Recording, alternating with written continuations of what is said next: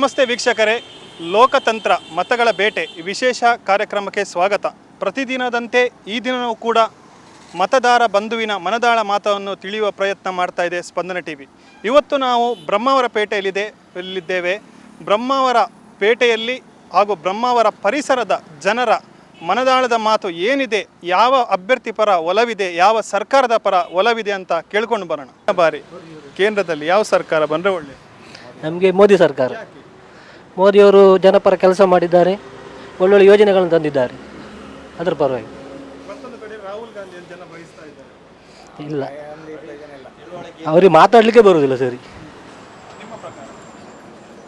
ನಮ್ಮ ಪ್ರಕಾರ ನಮ್ಮ ದೇಶದಲ್ಲಿ ಒಬ್ಬ ಸಮರ್ಥ ನಾಯಕ ಬೇಕಂದೇಳಿ ಇಡೀ ದೇಶದ ಜನ ಬಯಸ್ತಾ ಇದ್ದಾರೆ. ಆ ಸಮರ್ಥ ನಾಯಕ ಯಾರಂದರೆ ಅದರಲ್ಲಿ ಒಬ್ಬರು ವ್ಯಕ್ತಿ, ಪ್ರಧಾನಮಂತ್ರಿ, ನಮ್ಮ ನೆಚ್ಚಿನ ನಾಯಕ ನರೇಂದ್ರ ಮೋದಿಯವರು. ಯಾಕಂತ ಹೇಳಿದರೆ, ಒಂದು ಟೈಮಲ್ಲಿ ನಮ್ಮ ದೇಶದಲ್ಲಿ ಎಲ್ಲಿ ಕಂಡರೂ ಭಯೋತ್ಪಾದನೆ, ಅತ್ಯಾಚಾರ, ಅಧರ್ಮ, ಅನೀತಿ ಮತ್ತು ಸಮಾಜ ವಿರೋಧ ಚಟುವಟಿಕೆಗಳು ನಡೀತಾ ಇದ್ದವು. ಒಬ್ಬ ಮೌನ ಪ್ರಧಾನಿಯನ್ನು ಇಟ್ಕೊಂಡು ನಮ್ಮ ದೇಶದಲ್ಲಿ ಇನ್ನು ಎಂಥ ಆಡಳಿತ ತರೋಕೆ ಇವರಿಂದ ಸಾಧ್ಯ? ಆದ ಕಾರಣ ಈ 5 ವರ್ಷದಲ್ಲಿ ನಮ್ಮ ಭಾರತ ದೇಶವನ್ನು ಪ್ರಪಂಚದ ಎಲ್ಲ ದೇಶಗಳು ತಿರುಗಿ ನೋಡುವಂತೆ ಮಾಡಿದ್ದು ಒಬ್ಬ ವ್ಯಕ್ತಿ ಅಂದರೆ ಅದು ಪ್ರಧಾನಮಂತ್ರಿ ನರೇಂದ್ರ ಮೋದಿಯವರು. ಅಂಥ ಸಮರ್ಥ ನಾಯಕ ಇನ್ನೂ ಕೂಡ ನಮಗೆ ಈ ಭಾರತ ಇನ್ನೂ ಕೂಡ ಬಲಿಷ್ಠವಾಗಿ ಬೆಳೀಲಿಕ್ಕೆ ಈಗ ಭಾರತಕ್ಕೆ ಒಂದು ಅಡಿಪಾಯ ಹಾಕಿದ್ದಾರೆ. ಅದರ ಮೇಲೆ ಇನ್ನೂ ತುಂಬ ಕೆಲಸಗಳಾಗಲಿಕ್ಕಿದೆ. ಪ್ರಪಂಚದಲ್ಲಿ ಒಬ್ಬ ವಿಶ್ವಗುರು ಅಂದರೆ ಭಾರತವನ್ನು ಪ್ರತಿನಿಧಿಸೋಕ್ಕೆ ಇನ್ನೂ ಭಾರತದಲ್ಲಿ ಹೆಚ್ಚಿನ ಉದ್ಯೋಗಗಳ ಸೃಷ್ಟಿಯಾಗಬೇಕು. ಎಷ್ಟೋ ಜನ ಉದ್ಯೋಗ ಇಲ್ಲದೆ, ಮೊದಲೆಲ್ಲ ಉದ್ಯೋಗ ಇಲ್ಲದೆ ಗೂಳೆ ಹೋಗ್ತಾಯಿದ್ರು. ಈಗ ಅದೆಲ್ಲ ಸುಮಾರಕ್ಕೆ ಒಂದು 50% ಕಮ್ಮಿ ಆಗಿದೆ. ಸ್ವಂತ ಉದ್ಯೋಗ ಮಾಡ್ತಾರೆ. ಮುದ್ರಾ ಯೋಜನೆ ಮತ್ತು ಜನ್ಧನ್ ಯೋಜನೆ ಇಂಥ ಅನೇಕ ಜನಪರ ಯೋಜನೆಗಳನ್ನು ಜಾರಿಗೆ ತಂದಿದ್ದಾರೆ. ಮತ್ತು ಸರ್ಜಿಕಲ್ ಸ್ಟ್ರೈಕ್ ನಡೆಸಿದ್ದಾರೆ. ನಮ್ಮ ಮೇಲೆ ದಾಳಿ ಮಾಡೋಕ್ಕೆ ಬಂದಂಥವ್ರನ್ನು ಅವರು ಮುಟ್ಟಿ ನೋಡಿಕೊಳ್ಳುವ ಹಾಗೆ ದಾಳಿಯನ್ನು ಮಾಡಿದ್ದಾರೆ. ಇದೆಲ್ಲ ತುಂಬ ನೆಚ್ಚಿನ ನಾಯಕ. ಸರ್ಜಿಕಲ್ ಸ್ಟ್ರೈಕ್ ಮತ್ತು ಮೊನ್ನೆ ನಡೆದಂಥ ಪುಲ್ವಾಮಾ ದಾಳಿ ಗಮನಿಸಬೇಕಾದ್ರೆ ಅದಕ್ಕೆ ಪ್ರತ್ಯುತ್ತರ ನೀಡಿದ್ದು ರಾಜಕೀಯ ಪ್ರೇರಿತ. ಇದನ್ನು ರಾಜಕೀಯಕ್ಕೋಸ್ಕರ ಬಳಸ್ಕೊಳ್ತಿದ್ದಾರೆ ಅಂತ ಹೇಳ್ತಾರೆ. ರಾಜಕೀಯಕ್ಕೋಸ್ಕರ ಬಳಸಲಿಕ್ಕೆ ಹೊರಟಿದ್ದಾರಂದರೆ ಒಬ್ಬ ದೇಶದ ಒಬ್ಬ ಸಾಮಾನ್ಯ ಪ್ರಜೆಗೂ ಕೂಡ ಗೊತ್ತು ಅದು ಯಾವ ರೀತಿ. ನಮ್ಮ ದೇಶದ 46 ಸೈನಿಕರನ್ನು ಬಲೆ ಪಡೆದರು. ಅದು ಯಾಕೆ ಪಡೆದಿದ್ದಾರೆ, ಅದಕ್ಕೆ ತಕ್ಕ ಪ್ರತ್ಯುತ್ತರವನ್ನು ಪ್ರಧಾನಮಂತ್ರಿ ನರೇಂದ್ರ ಮೋದಿಯವರು ಕೊಟ್ಟಿದ್ದಾರೆ. ಇದನ್ನು ರಾಜಕೀಯಕ್ಕೆ ಅವರು ಬಳಸ್ಕೊಳ್ತಾ ಇದ್ದಾರಂದರೆ, ಒಂದು ಕಾಲದಲ್ಲಿ ನೆಹರು ಗಾಂಧಿ ಮತ್ತು ಇಂದಿರಾ ಗಾಂಧಿ ಇಂಥವರ ಕಾಲದಲ್ಲಿ ಅವಾಗ ಅನಕ್ಷರಸ್ಥರು ಕಮ್ಮಿ ಇದ್ದರು. ಆವಾಗ ಜನರ ತಿಳುವಳಿಕೆ ಕಮ್ಮಿ ಇದ್ದಿತ್ತು. ಈಗ ಎಲ್ಲರೂ ಸುಶಿಕ್ಷಿತರಿದ್ದಾರೆ, ಅಕ್ಷರ ಜ್ಞಾನ ಇದ್ದವರಿದ್ದಾರೆ, ಪೇಪರ್ಗಳನ್ನ ಓದ್ತಾರೆ, ಟಿ ವಿ ನೋಡ್ತಾರೆ. ಈ ಟಿ ವಿ ನೋಡೋಕೆ ಮನೇಲಿ ಕೂತ್ಕೊಳ್ಳೋ ಬದಲು ಈಗ ಅವರ ಕೈಯಲ್ಲಿ ಬೆರಳ ಎಣಿಕೆಯಲ್ಲಿ ಸಂಪೂರ್ಣ ಮಾಹಿತಿ ಸಿಗ್ತದೆ. ಅದರ ಬಗ್ಗೆ ಜನರಿಗೆ ತಿಳುವಳಿಕೆ ಇದೆ. ಈ ಕಾಂಗ್ರೆಸ್ಸಿನವರಾಗಲಿ ಅಥವಾ ವಿರೋಧ ಪಕ್ಷಗಳು ಯಾರೇ ಆಗಲಿ, ಅವರು ಏನೇ ಹೇಳಿದರೂ ಕೂಡ ಜನರು ಅದನ್ನು ಪರಾಮರ್ಶಿ ನೋಡುವಂಥ ಬುದ್ಧಿಶಕ್ತಿ ಇದೆ. ಹಾಗಾಗಿ ನಮ್ಮ ದೇಶಕ್ಕೆ ಸಮರ್ಥ ಒಬ್ಬ ನಾಯಕ ಅಂದರೆ ಪ್ರಧಾನಮಂತ್ರಿ ನರೇಂದ್ರ ಮೋದಿ ಇವತ್ತಲೂ ಬೇಕು, ಇನ್ನು ಯಾವಾಗಲೂ ಕೂಡ ಬೇಕು. ಯಾಕಂದರೆ ಒಂದು ಟೈಮಲ್ಲಿ ₹1 ರೈತ ಬೆಳೆದ ಬೆಲೆಗೆ ಈರುಳ್ಳಿ ಬೆಲೆ ₹1 ಕಮ್ಮಿ ಆಯ್ತಂದೇಳಿ ನಾವು ಒಬ್ಬ ಸಮರ್ಥ ನಾಯಕ ಅಟಲ್ ಬಿಹಾರಿ ವಾಜಪೇಯಿ ಅವ್ರನ್ನ ಕಳ್ಕೊಂಡಿದ್ದು. ಆ ಕಳ್ಕೊಂಡಂಥ ಪರಿಸ್ಥಿತಿ 10 ವರ್ಷವನ್ನು ನಾವು ಇಡೀ ಭಾರತ ದೇಶ ಜನರು ಅನುಭವಿಸಿದ್ದೇವೆ. ಆ ಪರಿಸ್ಥಿತಿ ಇನ್ನು ಮುಂದೂ ಕೂಡ ಬರಬಾರ್ದಂದರೆ ಅದಕ್ಕೆ ಒಬ್ಬ ಸಮರ್ಥ ನಾಯಕ ಅಂದರೆ ಪ್ರಧಾನಮಂತ್ರಿ ನರೇಂದ್ರ ಮೋದಿಯವರೇ ಬರಬೇಕು. ಸರ್, ಮತ್ತೊಂದು ಕಡೆಯಲ್ಲಿ ಮೋದಿಯವರು ಕೈಗೊಂಡಂಥ ನೋಟ್ ಬ್ಯಾನ್ ಇರ್ಬೋದು, GST ಇರ್ಬೋದು, ಮತ್ತು ಅವರು ತೈಲ ಬೆಲೆ, ಪೆಟ್ರೋಲ್ ಡೀಸೆಲ್ಗೆಲ್ಲ ಹತೋಟಿಯಲ್ಲಿ ಇರಲಿಕ್ಕೆ ಆಗ್ತಾ ಇಲ್ಲ, ಅದರಲ್ಲಿ ವಿಫಲರಾಗಿದ್ದಾರೆ ಅಂತ ಹೇಳ್ತಾರೆ. ಈಗ ನಿಮಗೆ ಪ್ರಥಮವಾಗಿ ಮಾಹಿತಿ ಕೊಡಬೇಕಂದ್ರೆ, ನೋಟ್ ಬ್ಯಾನ್ ಈ ಮುಂಚೆ ನಮ್ಮ ದೇಶದ ಆರ್ಥಿಕ ಪರಿಸ್ಥಿತಿ ಮೇಲೆ ಎಷ್ಟೊಂದು ಹೊಡೆತ ಬಿದ್ದಿತ್ತಂದರೆ, ಸಾಮಾನ್ಯವಾಗಿ ನಾನು ಪೇಪರಲ್ಲಿ ಮತ್ತು ಈ ಮೊಬೈಲ್ ವಾಟ್ಸಪ್ ಆ್ಯಪ್ನಲ್ಲಿ ಬಂದಂಥ ಮಾಹಿತಿಯನ್ನು ತಿಳ್ಕೊಂಡದ್ದೇನೆಂದರೆ, ಹಿಂದಿನ ಗೌರ್ಮೆಂಟ್ಗಳು 44 ಲಕ್ಷ ಕೋಟಿ ಸಾಲ ಮಾಡಿ ಇಟ್ಟೋಗಿದ್ದಾರೆ. ಆವಾಗ ಕಳೆದ ಸಲ ಚುನಾವಣೆ ನಡೆಯುವಾಗ ನಾವೇ ಆಲೋಚನೆ ಮಾಡಿದ್ದು, ಒಂದು ವೇಳೆ BJP ಸರ್ಕಾರ ಬಂದರೆ ಈ 5 ವರ್ಷ ಹಿಂದಿನ ಸರ್ಕಾರಗಳು ಮಾಡಿ ಇಟ್ಟಿರುವಂಥ ದೊಡ್ಡ ಸಾಲದ ಹೊಂಡಗಳನ್ನು ತುಂಬಿಸಲಿಕ್ಕೆ ಸಾಕಾಗ್ತದೆ. ಇನ್ನು ಜನರ ಅಭಿವೃದ್ಧಿಯನ್ನು ಹೇಗೆ ಮಾಡ್ತಾರಪ್ಪ, ಭಾರತದ ಅಭಿವೃದ್ಧಿಯನ್ನು ಹೇಗೆ ಮಾಡ್ತಾರೆ ಅಂತ ನಮ್ಮಲ್ಲಿ ಚಿಂತೆ ಇದ್ದಿತ್ತು. ಈ ನಮ್ಮ ಮುಂಚಿನ ಸರ್ಕಾರಗಳಲ್ಲೂ ಎಲ್ಲ ಹಣವನ್ನು ವಿರೋಧಿ ಚಟುವಟಿಕೆಗೆ ಮತ್ತು ಉಗ್ರಗಾಮಿ ಚಟುವಟಿಕೆಗೆ ಬಳಸ್ತಾ ಇದ್ದೀರು. ನಮ್ಮ ಇಂಡಿಯನ್ ಕರೆನ್ಸಿಯನ್ನು ಪಾಕಿಸ್ತಾನದಲ್ಲಿ ಮುದ್ರಿತ ಮಾಡಿ ಅದನ್ನು ಭಾರತದಲ್ಲಿ ಚಲಾವಣೆ ಮಾಡ್ತಾ ಇದ್ದರು. ನಮ್ಮ ಹತ್ರನೇ ಎಷ್ಟೋ ಸಲ ಕೋಟಾ ನೋಟುಗಳು ಬಂದಿತ್ತು. ನಾವು ಅದನ್ನು ಹೇಗೆ ಕಂಡು ಹಿಡಿದು ನಾವು ಅದನ್ನು ಅವರಿಗೆ ವಾಪಸ್ ಕೊಟ್ಟಿದ್ದೇವೆ. ಮತ್ತು ಅಲ್ಲಲ್ಲಿ ಗ್ರಾಮೀಣ ಠಾಣೆಗಳಲ್ಲಿ ಎಲ್ಲ ಠಾಣೆಗಳಲ್ಲಿ ಕೆಲವೊಂದು ಪ್ರಕರಣಗಳು ದಾಖಲಾಗಿದೆ ಕೋಟಾ ನೋಟ್. ಈ ನೋಟ್ ಬ್ಯಾನ್ ಮಾಡಿದ್ದು ನಮಗೆ ತುಂಬ ಹೆಮ್ಮೆಯ ವಿಷಯ. ಯಾಕಂದರೆ ನೋಟ್ ಬ್ಯಾನ್ ಮಾಡಿದ್ದು ದುಡ್ಡಿದ್ದವರು, ದುಡ್ಡು ಕೂಡಿ ಇಟ್ಟವರು, ಭ್ರಷ್ಟಾಚಾರ ಮಾಡಿ ದುಡ್ಡನ್ನು ಸಂಪಾದನೆ ಮಾಡಿ ಇಟ್ಟವರಿಗೆ ತೊಂದರೆ ಆಗಿದೆ. ನಮ್ಮಂಥ ಸಾಮಾನ್ಯ ಜನರು, ಕಾರ್ಮಿಕ ವರ್ಗರು, ಮಧ್ಯಮ ವರ್ಗದವರಿಗೆ ಯಾವುದೇ ರೀತಿಯಿಂದ ಹಣಕಾಸಿನ ತೊಂದರೆ ಆಗಲಿಲ್ಲ. ಯಾಕಂದರೆ ಅವತ್ತು ಕೂಡ ದುಡಿತಾ ಇದ್ದೇವೆ, ಇವತ್ತು ಕೂಡ ದುಡಿತಾ ಇದ್ದೇವೆ. ನಮ್ಮ ದಿನಚರಿ ಚಟುವಟಿಕೆಗಳು ನಡೀತಾನೇ ಇದೆ.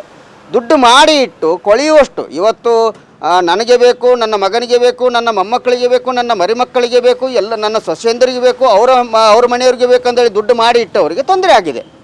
ಇನ್ನು ಎರಡನೇದಾಗಿ ನೀವು ಕೇಳೋದಂದರೆ ಜಿ ಎಸ್ ಟಿ ಬಂದ್ರ ಮೇಲೆ ಅದು ಎಲ್ಲರೂ ಸರಿಯಾಗಿ ಟ್ಯಾಕ್ಸ್ ಕಟ್ತಾ ಇದ್ದಾರೆ. ದೇಶದ ಅಭಿವೃದ್ಧಿ ಆಗ್ತಾ ಇದೆ. ಇವತ್ತು ನೋಡಿ, ನಾವು 1 ಲೀಟ್ರ್, ಒಂದು ಪೆಟ್ರೋಲ್ ಆಗಲಿ ಒಂದು ಡೀಸೆಲ್ ಆಗಲಿ 1 ಲೀಟ್ರನ್ನು ನಾವು ಹಾಕಿದರೆ 8 ರೂಪಾಯಿ ನಮ್ಮಿಂದ ಕೇಂದ್ರ ಸರ್ಕಾರಕ್ಕೆ ಅದಕ್ಕೆ ರಸ್ತೆ ಅಭಿವೃದ್ಧಿಗೆ ಹೋಗ್ತದೆ. ಅದಕ್ಕೆ ನಮಗೆ ಹೆಮ್ಮೆ ಇದೆ. ಮತ್ತು ಇನ್ನೂ ಏನಂದರೆ, ಕೇಂದ್ರ ಸರ್ಕಾರ 36 ರೂಪಾಯಿ 24 ಪೈಸೆಯಲ್ಲಿ ಇವತ್ತು ರೇಷನ್ ಪಡಿತರ ಚೀಟಿಯಲ್ಲಿ 36 ರೂಪಾಯಿ 24 ಪೈಸೆಯಲ್ಲಿ ಅಕ್ಕಿಯನ್ನು ಖರೀದಿ ಮಾಡ್ತದೆ. ಅದನ್ನು ರಾಜ್ಯ ಸರ್ಕಾರಗಳಿಗೆ 3 ರೂಪಾಯಿ ಲೆಕ್ಕದಲ್ಲಿ ಕೊಡ್ತದೆ. ಇವರು ರಾಜಕೀಯಕ್ಕೋಸ್ಕರ ಅದನ್ನು ಕೆಲವು ರಾಜ್ಯದಲ್ಲಿ ಉಚಿತವಾಗಿ ಕೊಟ್ಟಿದ್ದಾರೆ, ಕೆಲವು ರಾಜ್ಯದಲ್ಲಿ ದುಡ್ಡಿಗಾಗಿ ಕೊಡ್ತಾ ಇದ್ದಾರೆ. ಅದರ ಬಗ್ಗೆ ನಾವು ಹೇಳಬೇಕಂದ್ರೆ, ಇವತ್ತು ನನ್ನಲ್ಲಿ ಯಾರು ಡೀಸೆಲ್ ರೇಟ್ ಅಷ್ಟಾಯಿತು ಇಷ್ಟಾಯಿತು ಅಂತ ಕೇಳಿದವರಿಗೆ ನಾನು ಅವರಿಗೆ ಹೇಳಿದ್ದೇನೆ, ನಿಮ್ಮ ಕಾರ್ಡ್ ಯಾವುದೊಂದು ಕೇಳಿದ್ದೇನೆ. ನಿಮ್ಮದು BPL ಕಾರ್ಡ್ ಆಗಿದ್ದರೆ ನೀವು ಅದರ ಬಗ್ಗೆ ಹೆಮ್ಮೆ ಪಡಬೇಕು. ಇವತ್ತು ಡೀಸೆಲ್ಗೆ ರೇಟ್ ಜಾಸ್ತಿ ಆಗಿದೆ, ಪೆಟ್ರೋಲಿಗೆ ರೇಟ್ ಜಾಸ್ತಿ ಆಗಿದೆ ಅಂತ ಬೊಂಬಾಯಿ ಬಡ್ಕೊಳ್ಳೋರಿಗೆ ಇವತ್ತು ದೇಶ ಇಷ್ಟೊಂದು ಅಭಿವೃದ್ಧಿ ಆಗಿದೆ. 44 ಲಕ್ಷ ಕೋಟಿ ಸಾಲವನ್ನು ತೀರಿಸಬೇಕಾದ್ರೆ ನಮ್ಮಂಥವ್ರು 8 ರೂಪಾಯಿ ಆಗಲಿ 10 ರೂಪಾಯಿ ಆಗಲಿ ಯಾವುದೇ ರೀತಿಯಿಂದ ಒಂದು ಟ್ಯಾಕ್ಸ್ ಕಟ್ಟಿದರೆ ಮಾತ್ರ ಅಲ್ವಾ ಸಾಲ ತೀರೋದು. ಸಾಲ ತೀರಿದ್ರೆ ಮಾತ್ರ ನಮ್ಮ ದೇಶ ಅಭಿವೃದ್ಧಿ ಆಗೋದು. ಹಾಗಿದ್ದಾಗ ನಮಗೆ ಇವತ್ತಿಗೂ ಕೂಡ ನರೇಂದ್ರ ಮೋದಿಯವರೇ ಬೇಕು, ಸಮರ್ಥ ನಾಯಕರು, ಮುಂದೆ ಕೂಡ ಅವರೇ ಬೇಕು. ಓಕೆ ಸರ್, ಜೈ ಭಾರತ್. ಯಾರು ಉಡುಪಿದೆ ಮಲ್ಪೆದೆ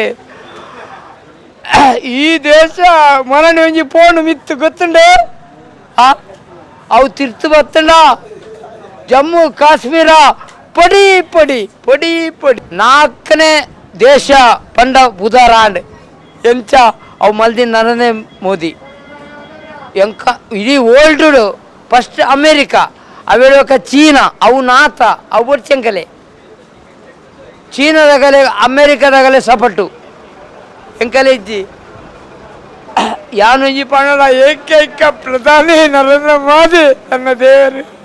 ರಾಹುಲ್ ಗಾಂಧಿನ ಬಗ್ಗೆ ದಾದಾ ಬನ್ಪ ಎಪ್ಪತ್ತೇಳು ಇಪ್ಪತ್ತೈನೇ ಹೇರೂರು ಎಣ್ಣ ಬಿಡುದಿಲ್ಲ ಅಮ್ಮೇರಲು ಉಪ್ಪೂರು ಈ ದೇಶ ಕಾಪಾಡು ನರೇಂದ್ರ ಮೋದಿ ನರೇಂದ್ರ ಮೋದಿ ನರೇಂದ್ರ ಮೋದಿ ಯಾನು ಜೀವ ಇಪ್ಪ ಮುಟ್ಟ ಅಲ್ಪ ಹೊರಟ ಅಲ್ಪ ಅರೆಗಿತ್ತಿನಾತ್ ಒಂಜಿ ಗೌರವ ಈ ದೇಶಡು ಎರೆ ಅಮೇರಿಕಾ ಇಟಲಿ ಜರ್ಮನ್ ಪಾಕಿಸ್ತಾನದಾಗ ನಾಯಿ ನಾತೋಲ್ ಎಲ್ಲಂಜಿ ಏಪ್ರಿಲ್ 17 ಮಗು ಮತದಾನ ಉಂಡು ತಪ್ಪಂದೆ ಓಟು ಮಾಡಲಿ.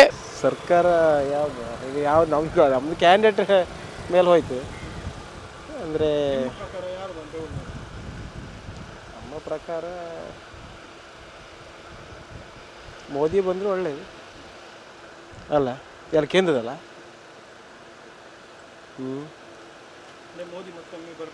ಹಾಂ, ಮತ್ತೊಮ್ಮೆ ಬಂದರೆ ಒಳ್ಳೇದು ಯಾಕಂತ ನಮಗೆ ಯಾವುದಂದ್ರೆ BJP ಬಂದರೆ ಒಳ್ಳೆ.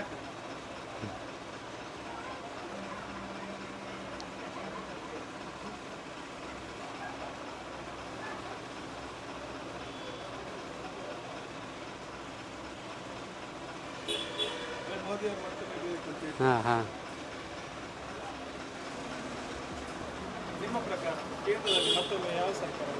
ಮೋದಿ ಒಂದು ಒಳ್ಳೊಳ್ಳೆ ಕೆಲಸ ಮಾಡ್ತಾಯಿದ್ರು ಮತ್ತು ಮನಸ್ಸಿಗೆ ಸಮಾಧಾನ ಇತ್ತು. ಹೌದು, ಬಂದರೆ ಒಳ್ಳೇದು, ಎಲ್ಲರ ಮತ್ತೆ ಕೊಂಚ ಆಯ್ತು. ಮೋದಿ ಸರ್ಕಾರ ಬಂದರೆ ಒಳ್ಳೆಯದು.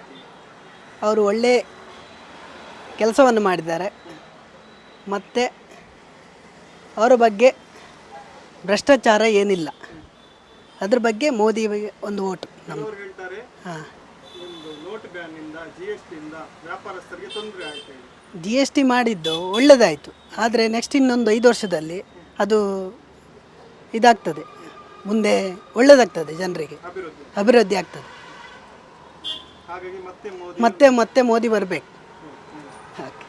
ನರೇಂದ್ರ ಮೋದಿ ಅವರು ಸುಮಾರೆಲ್ಲ ಕೆಲಸ ಮಾಡಿದ್ದಾರೆ. ನಾವು ಅಭಿಮಾನಿ ಅವರದ್ದು.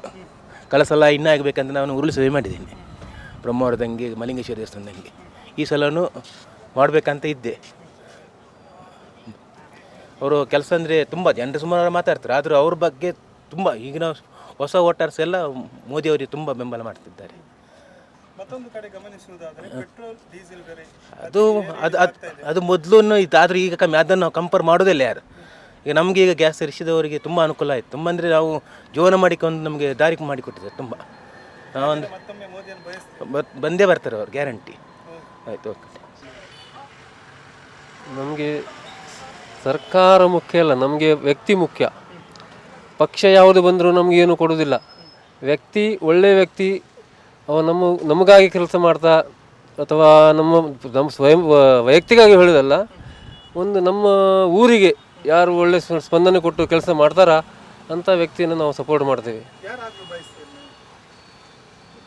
ಈಗ ನಾವು ನಮ್ಮ ಪ್ರಕಾರ ಇಲ್ಲಿ ನಾನು ಪ್ರಮೋದ್ ಮಧುರಾಜರಿಗೆ ಸಪೋರ್ಟ್ ಮಾಡ್ತಾ ಇದ್ದೀನಿ, ನನ್ನ ವೈಯಕ್ತಿಕವಾಗಿ. ಅವರು ಲೋಕಸಭಾ ಸದಸ್ಯರನ್ನು ಆಗಿದ್ದು ಅದೇ ನಮ್ಮ ಉಡುಪಿ ಚಿಕ್ಕಮಗಳೂರು ಕ್ಷೇತ್ರಕ್ಕೆ ನಾನು ಅವ್ರನ್ನ ಸ್ವಾಗತಿಸ್ತೇನೆ. ಒಳ್ಳೆ ವ್ಯಕ್ತಿ ಇದ್ದರು. ನಮ್ಮದೇ ನಮ್ಮ ಯಾವ ಕ್ಷೇತ್ರ ಯಾವುದು? ನಮ್ಮದು ಬಾಗಲಕೋಟಿನಲ್ಲಿ ನಾವು PC ಗದ್ದಿಗೌಡರಿಗೆ ಸಪೋರ್ಟ್ ಮಾಡೋದು. ಆದರೆ ಈ ಬಾರಿ ಮೋದಿ ಮತ್ತೊಮ್ಮೆ ಬರಬೇಕು ಹೇಳಿ. ಹಾಂ, ಮೋದಿ ಬಂದೇ ಬರ್ತಾರೆ, ಖಂಡಿತ ಪ್ರಧಾನಿ ಆಗ್ತಾನೆ. ಮತ್ತೆ ಒಳ್ಳೆ NDA ಸರ್ಕಾರನೇ ಆಗುತ್ತೆ, ಅದರ ಬಗ್ಗೆ ಚಿಂತೆ ಬಿಡಿ. ಮೋದಿ ಒಳ್ಳೆ ವ್ಯಕ್ತಿ. ಕೆಲವು ಬದಿಯಲ್ಲಿ ಒಳ್ಳೆಯವರು ಇರ್ಬೋದು, ಕೆಟ್ಟವರು ಇರ್ಬೋದು, BJP ಅಂತ ಹೇಳೋದಲ್ಲ ನಾನು. ಆದರೆ ಮೋದಿ ಸರ್ಕಾರ ಇನ್ನೊಂದು ಸರಿ ಬರಬೇಕು, ಅದು ನಮ್ಮ ಆಸೆ. ಮತ್ತೊಮ್ಮೆ ಮೋದಿ ಬರಬೇಕು. ಮತ್ತೊಂದು ಸರಿ ಮೋದಿ ಬರಬೇಕು, ಅದು ನಮ್ಮ ಆಸೆ. ಎಲ್ಲ ಸೈನಿಕರಿಗೆ ಒಳ್ಳೇದು ಮಾಡಿದ್ರು, ಬಡವರಿಗೆ ಒಳ್ಳೇದು ಮಾಡಿದರು. ಅಂಥ ವ್ಯಕ್ತಿ ಇರಬೇಕು, ಇನ್ನೊಂದು ಸರಿ ಪ್ರಧಾನಿ ಆಗ್ಬೇಕು. ಆಯಿತಾ, ಥ್ಯಾಂಕ್ಸ್. ನೋಡಿದ್ರಲ್ಲ ವೀಕ್ಷಕರೇ, ಬ್ರಹ್ಮಾವರ ಪರಿಸರದ ಮತದಾರನ ಮನದಾಳದ ಮಾತನ್ನು. ಮುಂದಿನ ದಿನದಲ್ಲಿ ಇನ್ನೊಂದು ಪರಿಸರದ ಮತದಾರರ ಮನದಾಳದ ಮಾತನ್ನು ಕೇಳಿಕೊಂಡು ಬರೋಣ. ಅಲ್ಲಿಯವರೆಗೆ ಈ ಸಂಚಿಕೆಯನ್ನು ಮುಕ್ತಾಯ ಮಾಡ್ತೀನಿ. ಮುಂದಿನ ಸಂಚಿಕೆಯಲ್ಲಿ ಭೇಟಿಯಾಗೋಣ. ನಿರಂತರ ಸುದ್ದಿಗಳಿಗಾಗಿ ನೋಡ್ತಾ ಇರಿ ಸ್ಪಂದನ. ಮುಂದಿನ ಸರಿ ಕೇಂದ್ರದಲ್ಲಿ ಯಾವ ಸರ್ಕಾರ ಬಂದರೆ ಒಳ್ಳೆಯದು? ನನಗೆ ಗೊತ್ತಿಲ್ಲ ಸರ್ ಅದೆಲ್ಲ. ನಿಮ್ಮ ಪ್ರಕಾರ ಯಾವುದು ಬಂದರೆ ಒಳ್ಳೆಯದು? BJP. BJP